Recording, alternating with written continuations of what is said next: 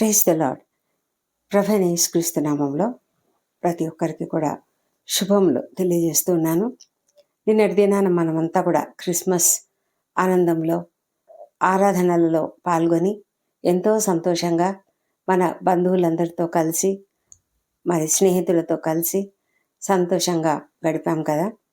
మరి క్రిస్మస్ అయిపోయింది అని అనుకుంటున్నాం, కానీ నిజానికి క్రిస్మస్ అనేది ఎప్పుడూ అయిపోలేదు. Christmas everyday is Christmas and everyday is Easter. మన జీవితాలలో విశ్వాసులుగా మనం ఎల్లప్పుడూ కూడా అది జ్ఞాపకం చేసుకోవాలి. ప్రతిరోజు మనకు క్రిస్మసే. ఎందుకంటే మన ప్రభువైన యేసుక్రీస్తు నీ హృదయంలో నా హృదయంలో ఉదయించాడు అంటే అది క్రిస్మస్. మనం ఆయనను కలిగి ఉన్నాము అంటే అది ప్రతిరోజు మనకు క్రిస్మస్గానే ఉండాలి. మన జీవితాలు యేసయ్యను పోలి నడుచుకునేలాగా ఉన్నట్లయితే మనము అనుదినము ఒక క్రిస్మస్ అనుభవం లాగానే మనం ఉండాలి. క్రిస్మస్లో ఎన్ని అనుభవాలు, ఎన్ని అద్భుతాలు ఉన్నాయి కదా. మరి వాటినన్నిటిని కూడా ధ్యానిస్తూ ఉన్నాము. అయితే కేవలం క్రిస్మస్ సమయంలోనే కాదు, కానీ అది ఎల్లప్పుడూ కూడా మన హృదయాలలో ఉండాలి. మరి అద్భుతమైన ఆయన పుట్టుకను గురించి మనం ఎల్లప్పుడూ ధ్యానం చేసుకుంటూ ఉండాలి. ఈ దినము మరి జ్ఞానులు ఏ విధంగా వచ్చారు, జ్ఞానుల ఆలోచన, జ్ఞానుల యొక్క ఉద్దేశంలో మరి ప్రభువైన యేసుక్రీస్తుని గురించి వారి యొక్క అద్భుతమైన అనుభవం ఎలా ఉన్నదని ఆలోచిస్తే, మత్తయి సువార్త 2వ అధ్యాయము 2వ వచనంలో, యూదుల రాజుగా పుట్టిన వాడెక్కడనున్నాడు? తూర్పు దిక్కున మేము ఆయన నక్షత్రం చూచి ఆయనను పూజింపవచ్చితిమని చెప్పిరి. ఈ మాటలు చాలా అద్భుతమైనవి. ఒకసారి మనం ఆలోచిద్దాం. ఈ మాటలలో ఉన్న సత్యాన్ని మనం ధ్యానిద్దాం. వాళ్ళు ఏమంటున్నారంటే, తూర్పు దిక్కున మేము ఆయన నక్షత్రం చూచాము అంటున్నారు. ఆయన అంటే ఎవరిక్కడ? యూదుల రాజు. ఆ యూదుల రాజు ఇక్కడ పుట్టాడు అని వాళ్ళకు అర్థమైపోయింది. యూదా దేశంలో ఆయన పుట్టాడు అన్న విషయం వాళ్ళకు అర్థమైంది. ఎందుకంటే వాళ్ళు చూసినటువంటి ఆ నక్షత్రం చాలా డిఫరెంట్ నక్షత్రం. ఆ నక్షత్రము ఒక ప్రత్యేకమైనదిగా ఉన్నది. మరి ఎందుకు దేవుడు వారికి ఈ నక్షత్రాన్ని కనబరిచేలా చేశాడు అంటే, ఇక్కడ బెత్లెహేములో ప్రభువైన యేసు జన్మించిన వెంటనే ఆ రాత్రి వారు కొంతమంది గొర్రెల కాపర్లు గొర్రెలు కాచుకుంటూ ఉన్నప్పుడు ఒక ప్రభు దూత వాళ్ళ దగ్గరికి వచ్చి వాళ్లకు దర్శనమిచ్చి ప్రకాశమైన వెలుగుతో వెలిగిపోతూ వారికి పాటలు పాడి, మరి ప్రభువైన యేసుక్రీస్తు మీ కొరకు పుట్టి ఉన్నాడు, ఆయన రక్షకుడు, ఆ రక్షకుడు మీ కొరకు పుట్టి ఉన్నాడని చెప్పాడు. చెప్పినప్పుడు వాళ్ళంతా కూడా మన కొరకు రక్షకుడు పుట్టి ఉన్నాడని ఎంతో సంతోషంగా వచ్చి ఆనందంగా యేసయ్యను చూశారు. ఆ పశువుల పాకలో ఉన్నటువంటి ఆ తల్లి అయిన మరియను, యోసేపును చూచి, బాలుడైన శిశువును చూసి మరి ఎంతో సంతోషంగా వారు తిరిగి వెళ్తూ అందరికీ ప్రచారం చేశారు. అది అక్కడ మాత్రమే. అయితే ఇది ఒక గ్లోబల్గా అన్నమాట. అంటే ప్రపంచంలోనే ఇంకొక వైపు ఉన్నటువంటి వాళ్లకు, అంటే తూర్పు దేశమున అని రాయబడింది. తూర్పు దేశపు జ్ఞానులు, వాళ్లకు ఒక అంటే జ్ఞానవంతులు అన్నమాట. వాళ్ళు ఖగోళ శాస్త్రవేత్తలు. ఆ ఖగోళ శాస్త్రవేత్తలు వచ్చినప్పుడు వాళ్లకు కనిపించినటువంటి నక్షత్రం ప్రత్యేకమైనదిగా వారు గుర్తించారు. కాబట్టే వారు దాని గురించి పరిశోధనలు చేశారు. పరిశోధనలు చేసినప్పుడు ఇది ప్రత్యేకమైన ఒక వ్యక్తికి సంబంధించినటువంటి నక్షత్రము, ఇది ఒక రాజుకు సంబంధించినటువంటి నక్షత్రం అని వారు గమనించి వారు చాలా స్టడీ చేసినప్పుడు వాళ్ళకు అర్థమైంది, యూదయ దేశంలో ఒక రక్షకుడు పుట్టాడు, ఆయన యూదా దేశంలో పుట్టాడు. కాబట్టి అందుకే వాళ్ళు ఏం చేశారంటే, యెరూషలేముకు వాళ్ళు ఎంతో వ్యయ ప్రయాసలు కోర్చి చాలా దూరము, ఎన్నో మైళ్ళు వాళ్ళు ప్రయాణం చేశారు. వాళ్ళు కొండలు, గుట్టలు, నదులు అన్నీ దాటుతూ, అది ఎడారి ప్రాంతం అంతా కూడా దాటుకుంటూ, వారి యొక్క వాహనాలు ఏంటి, ఆ కాలంలో వారికి ఎలాంటి వాహనాలు లేవు, కార్లు లేవు, ఇంకేమీ లేవు. అయితే వాళ్ళకున్నదల్లా క్యామెల్స్, ఒంటెలు. ఆ ఒంటెల పైననే వాళ్ళు ప్రయాణం చేస్తూ వచ్చినట్లుగా మనకు చరిత్ర చెప్తూ ఉంది. రాజు అనగానే వారేమనుకున్నారంటే ఆయన ఖచ్చితంగా ఒక గొప్ప రాజభవనంలో జన్మించి ఉంటాడు అనుకుని రాజుగారి దగ్గరికి వచ్చి రాజైన హేరోదుతో మాట్లాడుతూ ఉన్నారు. వాళ్ళు రాజైన హేరోదును అడుగుతూ ఉన్నారు, యూదుల రాజుగా పుట్టిన వాడెక్కడనున్నాడు? తూర్పు దిక్కున మేము ఆయన నక్షత్రం చూశాము, ఆయనను పూజించడానికి వచ్చాము అని అడిగినప్పుడు హేరోదు రాజైతే చాలా ఆశ్చర్యపోయాడు. ఆయన కలవరపడ్డాడు. ఎందుకంటే తనకు తెలియని ఇంకొక రాజు ఎవరు? తనకు తెలియనటువంటి రాజు పుట్టడం ఏంటి? మా కుటుంబంలో అయితే ఎవరు పుట్టలేదే అని అతడు ఆశ్చర్యపోయి దాని గురించి కనుగొని దాని గురించి ఇంకా తన యొక్క శాస్త్రులతో పరిశీలతో అందరినీ పిలిచి వాళ్ళందరి ప్రధాన యాజకులను పిలిచి వాళ్ళతో వివరంగా కనుక్కొని అప్పుడు అర్థమైంది అతనికి. ఒక చిన్న ఊరు బెత్లెహేము, ఆ గ్రామంలో ఆయన పుట్టాడు అన్న విషయం అతనికి అర్థమైంది. ఆ విధంగా మరి జ్ఞానులను గైడ్ చేసి అక్కడికి పంపించడం జరిగింది. అయితే అక్కడ ఆశ్చర్యకరమైన విషయం ఏమంటే ఆ నక్షత్రము వారికి ముందుగా నడిచింది అని. ఎక్కడైనా నక్షత్రం నడుస్తుందా? ఎక్కడైనా నక్షత్రం కదులుతుందా? కదులుతాయి, కానీ కొన్ని చాలా లిమిటెడ్గా కొంత స్పేస్లో కొంచెం కదిలినట్టుగా మనకు కనిపిస్తూ ఉంటాయి. వాటిలో మరి నక్షత్రాలు గ్రహాలు అని 2 రకాలు ఉంటాయి కదా. వాటిని గురించి మనకు అర్థం కాదు, మనకు తెలియదు. అయితే ఆ ఖగోళ శాస్త్రవేత్తలకు అర్థమైంది ఏంటంటే ఇది చాలా ప్రత్యేకమైన నక్షత్రం కాబట్టి వీళ్ళకు ముందుగా నడుస్తూ వస్తూ ఉన్నది. మరి అయితే ఆ యెరూషలేంలో ఆ నక్షత్రం నిలబడలేదు, కానీ వీళ్లకు అర్థం కాలేదు. అర్థం కాక వాళ్ళు ఏమనుకున్నారంటే యూదుల రాజు అనగానే ఒక గొప్ప రాజభవనంలో ఉంటాడని వారు అనుకున్నారు. ఎందుకంటే వాళ్ళు అన్యులు కదా, వాళ్ళకు అసలు ఏమాత్రము అవగాహన లేదు కనుక వారు ఆ విధంగా చేశారు. అయితే ఆ తర్వాత వాళ్ళు ఏమైంది, వాళ్ళు మరి బెత్లెహేమునకు వస్తూ ఉంటుండగా ఇదిగో తూర్పు దేశమున వారు చూచిన నక్షత్రము ఆ శిశువు ఉండిన చోటుకి మీదుగా వచ్చి నిలిచి వరకు వారికి ముందుగా నడిచెను అని రాయబడింది. వారి తూర్పు దేశమున వారు చూచిన నక్షత్రము ఆ శిశువు ఉండిన చోటుకి మీదుగా వచ్చి నిలుచు వరకు, అంటే అది అలా వారి ముందు నడుస్తూ వస్తూ ఉంది. మరి వీరు ఆ నక్షత్రాన్ని చూస్తూ ఆ నక్షత్రం వెంట వస్తూ ఉన్నారు.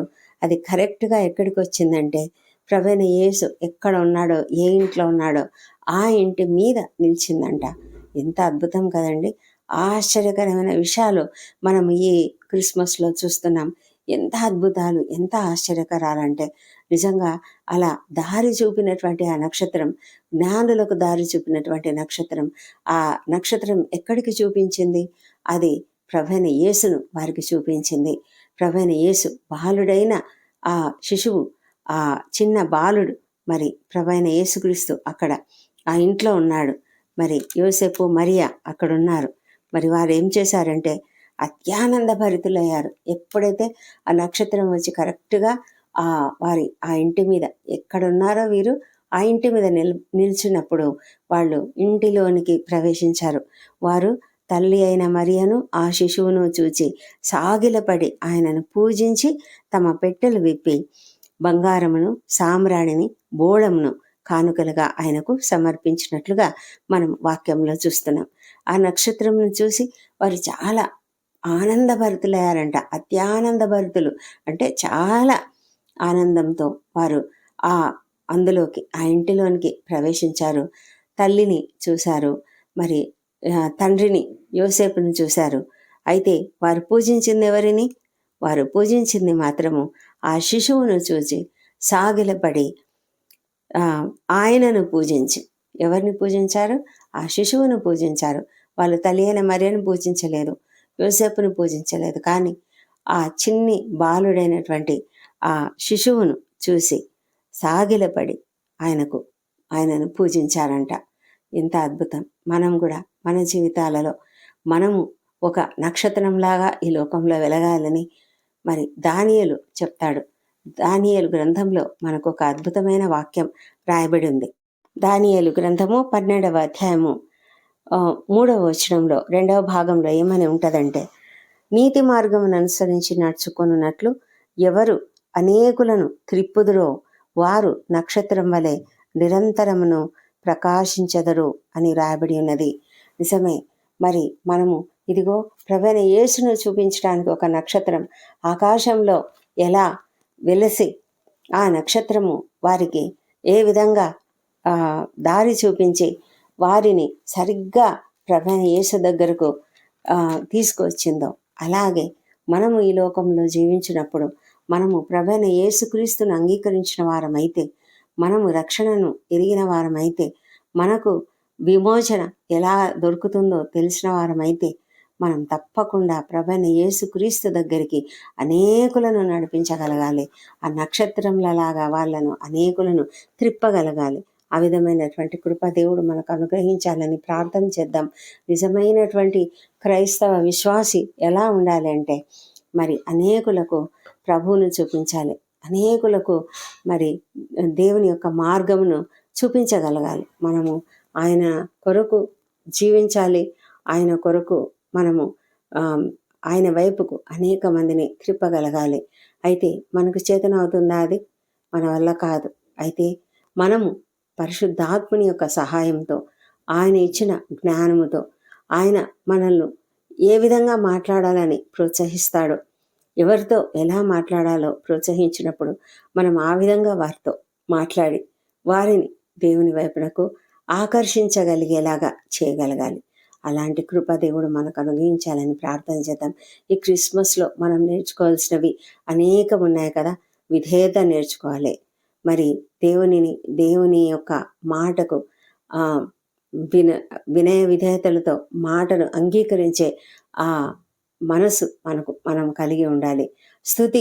స్తుతించడం, ఆరాధించడం, మన జీవితంలో ఆయన మనకు చేసినటువంటి అనేకమైన అద్భుత కార్యాలను బట్టి సర్వోన్నతుడు నాకు గొప్ప కార్యములు చేసినని మరియ స్తుతించినట్లుగా, మరి ప్రభువైన యేసును గురించి అనేక ప్రవచనాలలో నెరవేర్చబడినటువంటి ఆ ప్రభు అరుణోదయ దర్శనం వలె మనకు అనుగ్రహించబడ్డాడని జకర్యా స్తుతించినట్లుగా, ఎలిజబెత్ మరియను చూసి మరియ కడుపులో ఉన్న శిశువును బట్టి దేవుని స్తుతించినట్లుగా, వారందరూ కూడా ఇంకా పుట్టబోయే శిశువు మాకు ప్రభువు అని ఒప్పుకున్నారు కదా. ఎంత అద్భుతం, ఎంత ఆశ్చర్యం! అద్భుతాలు, ఆశ్చర్యకార్యాలు చేసే దేవుడు మనకున్నాడు. ఆయన పరిశుద్ధుడు. ఆయన మనకు దారి చూపించాడు. మరి మనము ఇతరులకు దారి చూపించాలి. ప్రభువైన యేసు చెప్పాడు కదా, మీరు లోకమునకు వెలుగై ఉన్నారు. మనము అనేకులకు వెలుగుగా ప్రభువైన యేసు యొక్క వెలుగును చూపించగలిగేలా మనం ఉండుటకు దేవుడు మనకు కృప చూపించునుగాక. దేవుడు ఈ కృపావార్తను దీవించునుగాక. నక్షత్రాలు దారి చూపిస్తాయి కదా, అది మనకు తెలుసు కదా. ఆ విషయం గురించి రేపు మాట్లాడుకుందాం. ప్రార్థించుకుందాం.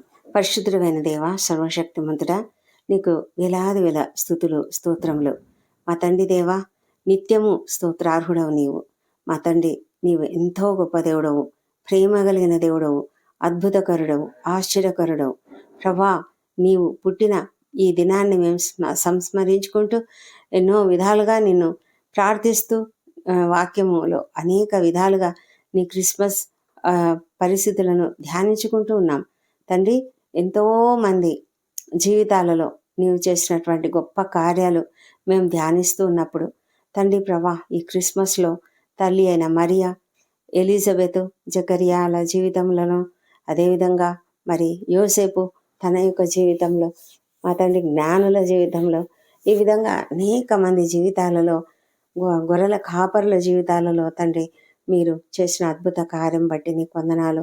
వారి యొక్క జీవితాలలో మీరు చూపించినటువంటి అనేకమైన అద్భుత క్రియలను బట్టి తండ్రి, అనుభవాలను బట్టి నీకు వందనములు. మా తండ్రి, అలాంటి అనుభవాలు మేము కూడా పొందుకునేలాగా అనేక మంది పొందుకొని ఉంటారు. అనేకమైన ఆశ్చర్య కార్యాలు వారి జీవితాలలో జరిగి ఉంటాయి. వాటిన్నిటిని కూడా మేము జ్ఞాపకం చేసుకొని తండ్రి, నీ యొక్క రాకడ సత్యము, నీవు ఈ లోకానికి రావడం సత్యం, నీవు మా కొరకు, నా కొరకు, అందరి కొరకు మరణించావు, అది కూడా సత్యం. నీవు చనిపోయి పాతిపెట్టబడి తిరిగి లేచిన దేవుడవు, పునరుత్థానుడమైన దేవుడవు, అది కూడా సత్యము. కనుక తండ్రి మేము ఎంతగానో స్తుతిస్తూ ఘనపరుస్తూ ఉన్నాం ప్రభా. నీకు వందనములు స్తోత్రములు చెల్లించుకుంటున్నాం. మహోన్నతుడా మా తండ్రి, గొప్ప దేవా మా తండ్రి, నీకే వేలాది వేల స్తోత్రములు మా తండ్రి. ఈ దినమంతా మాకు తోడై ఉండండి. ఎవరెవరైతే ఉద్యోగాలకు వెళ్తున్నారో, లేకపోతే ఏ ఏ పనుల మీద బయటకు వెళ్తున్నారో, లేకపోతే విశ్రాంతిగా సమయాన్ని గడుపుతున్నారో, వారందరికీ నాయన మీ కాపుదల భద్రత అనుగ్రహించమని ప్రార్థిస్తున్నాం తండ్రి. ప్రతి ఒక్కరి పనులు కూడా ఎంతో జయప్రదంగా జరిగించండి. మరి మా ప్రభా, మరి విద్యార్థులను దీవించి వారికి మంచి ఆరోగ్యము జ్ఞానం అనుగ్రహించి చక్కగా చదువుకున్నట్లుగా, మరి ఉన్నతమైన స్థాయి వారు పొందుకున్నట్లుగా మీరే సహాయం చేయమని ప్రార్థిస్తున్నాం తండ్రి. ఏ ఏ విషయాలలో ఎవరికి కొదువలు ఉన్నాయో ఆ కొదువలన్నిటిని కూడా తీర్చండి మా ప్రభా నాయన. మరి ఎంతోమంది ఉద్యోగాలు లేక బాధపడుతూ ఉన్నారు. వారికి దారి చూపించండి, మార్గములు తెరవండి నాయన. మా ప్రభా వివాహ ప్రయత్నం సఫలం చేయండి. సంతానం కొరకు నీ వైపు చూస్తున్న వారిని దర్శించండి. వారిలోని పునరుత్థాన శక్తిని ప్రవేశపెట్టి చక్కటి సంతానం అనుగ్రహించమని ప్రార్థిస్తున్నాము. గర్భిణీ స్త్రీలను ఆశీర్వదించండి. వారికి సుఖమైన ప్రసవం అనుగ్రహించమని ప్రార్థిస్తున్నాం నాయన. మా తండ్రి దేవా, మరి కుటుంబాలలో ఐక్యతను అనుగ్రహించండి, సంతోషం అనుగ్రహించండి, సమాధానం అనుగ్రహించండి. కలతలు మనస్పర్ధలు ఏమీ లేకుండా కాపాడమని ప్రార్థించి అడుగుతుంటున్నాం నాయన. వృద్ధులను చిన్నారులను దీవించి వారిని మీ కాపుదలలో భద్రంగా కాపాడండి. ఈ శీతాకాలంలో తండ్రి ఎవరికి ఎలాంటి అనారోగ్య సమస్యలు కలగకుండా కాపాడండి ప్రభా. మా తండ్రి దేవా, మరి అప్పుల సమస్యతో బాధపడుతూ కృంగుదలలో ఉన్న ప్రతి ఒక్కరిని లేవనెత్తి వారి పరిస్థితులన్నిటి కూడా మార్చివేయండి దేవా ప్రభా. వారి ఎదుట అనేక మార్గంలను తెరిచి ఆ పరిస్థితి నుంచి వారు విడుదల పొందుకున్నట్లుగా, యేసు నామంలో విడుదల పొందుకున్నట్లుగా సహాయం చేయమని ప్రార్థిస్తున్నాం తండ్రి. మా ప్రభా, నేను ఆర్థిక పరిస్థితులు బాగలేని ప్రతి ఒక్కరిని కూడా వారి పరిస్థితులను బాగు చేయమని ప్రార్థిస్తున్నాం నాయన. మా తండ్రి, ఎక్కడైతే సేవకులు చిన్న చిన్న సేవకులు తండ్రి వారి యొక్క చర్చెస్ కన్స్ట్రక్షన్ చేస్తున్నారో వారందరినీ మీరు అద్భుతంగా నడిపించి చక్కగా మరి ఆ యొక్క మందిరము నిర్మించబడినట్లుగా సహాయం చేయమని ప్రార్థిస్తున్నాం ప్రభా. అనారోగ్యంతో, తీవ్రమైన అనారోగ్యంతో బాధపడుతున్న ప్రతి ఒక్కరిని స్వస్థపరచండి తండ్రి. మా ప్రభానైనా ఎంతోమంది హాస్పిటల్స్లో ఐసీలో ఉన్నారు, వెంటిలేటర్ పైన ఉన్నారు. మా తండ్రి వాళ్ళనందరినీ కూడా స్వస్థపరిచి క్షేమంగా ఇంటికి చేర్చండి. మా ప్రభా, మీరు అద్భుతాలు చేయగలిగిన దేవుడు, స్వస్థపరిచే దేవుడు, మా తండ్రి దయగల దేవుడు, కనికరం గల దేవుడు. మా ప్రభా, కనికరంతో కదిలింపబడి తండ్రి మీరు స్వస్థపరచమని ప్రార్థిస్తున్నాం తండ్రి. ఆ కుటుంబానికి మీరు ఆదరణ దయచేయమని ప్రార్థిస్తున్నాం. ఆర్థికమైన పరిస్థితులను బాగు చేయమని ప్రార్థిస్తున్నాం తండ్రి. డాక్టర్లు, నర్సులు, ఇతర సిబ్బంది అందరికీ కూడా కావాల్సిన జ్ఞానమును అనుగ్రహించండి, ఓపికను సహనమును అనుగ్రహించండి ప్రభా. మా దేవ, ఇంకా ఎంతమందినైనా ఎలాంటి సమస్యలతో బాధపడుతున్నారో మాకు తెలియదు. ఈ ప్రార్థనలో ఏకీభవిస్తున్న అనేక మందిని మీరు జ్ఞాపకం చేసుకునండి. ఎవరు ఎలాంటి సమస్యల్లో ఉన్నా కూడా ఆ సమస్యలన్నిటిని కూడా తొలగించి నాయన కంప్లీట్గా నాయన వారికి ఆ సమస్యల నుంచి ఏ శ్రమలో విడుదల కలుగును గాక. దేవా, మీరు అద్భుతంగా ఆశ్చర్యకరంగా సమస్తం చేయగలరు. నేను నమ్ముతున్నాము. నిన్నే ఘనపరుస్తూ మహిమపరుస్తూ అడుగుతున్నాము. సహాయం చేయమని ప్రార్థిస్తున్నాం తండ్రి. అన్యాయానికి గురైనటువంటి వారికి న్యాయం జరిగించండి మా ప్రభా. ఒంటరి తల్లులను, ఒంటరి మహిళలను, వృద్ధులైనటువంటి వారిని, మరి చిన్న బిడ్డలను తండ్రి, అనాథలైనటువంటి వాళ్ళనందరినీ కూడా కాపాడమని ప్రార్థిస్తున్నాం దేవా. ప్రపంచమంతటా శాంతి సమాధానం అనుగ్రహించండి. మరి ప్రభా, ఎక్కడ యుద్ధ వాతావరణం ఉన్నదో అది తీసివేయండి తండ్రి. మా ప్రభా నాయన, మరి ఇశ్రాయేల్ దేశంను దీవించండి. ఎంతమంది నాయన ఇంకా నిన్ను అంగీకరించలేదో వారందరూ నిన్ను అంగీకరించినట్లుగా సహాయం చేయండి దేవా. యెరూషలేమును దీవించి వారి నగరులలో క్షేమము, వారి ప్రాకారములలో నెమ్మదిని దయచేయండి. మా దేశం దీవించండి. మా దేశంపై నీ పరిశుద్ధాత్మను కుమ్మరించి అందరూ కూడా నేను తెలుసుకునేలాగున సహాయం చేయమని ప్రార్థిస్తున్నాం మా ప్రభా తండ్రి. ఇది నా బర్త్డేలు, వివాహ దినం జరుపుకుంటున్న బిడ్డలను దీవించండి. గడిచిన సంవత్సరం అంతా వారికి మీరు చేసిన ప్రతి మేలును బట్టి నీకు వందనములు. రాబోయే సంవత్సరంలో ఇంకాను అధికమైన మేలులను వారికి అనుగ్రహించమని ప్రార్థిస్తున్నాం మా ప్రభా. వారిపైన నీ ముఖకాంతిని ప్రకాశింపజేసి తండ్రి వారికి కావలసిన ఆశీర్వాదములను వారిపైన కుమ్మరించమని ప్రార్థిస్తున్నాం తండ్రి. మా ప్రార్థనలన్నీ మీరు అంగీకరించి జవాబులు ఇచ్చినందుకు నీకు వందనములు. ఈ ప్రార్థనలన్నీ మా ప్రభువును, మా ప్రియ రక్షకుడునైన యేసుక్రీస్తు నామంలో అడిగి పొంది ఉన్నామని నమ్ముతూ నీకు స్తోత్రం చెల్లిస్తున్నాం తండ్రి. Amen, amen.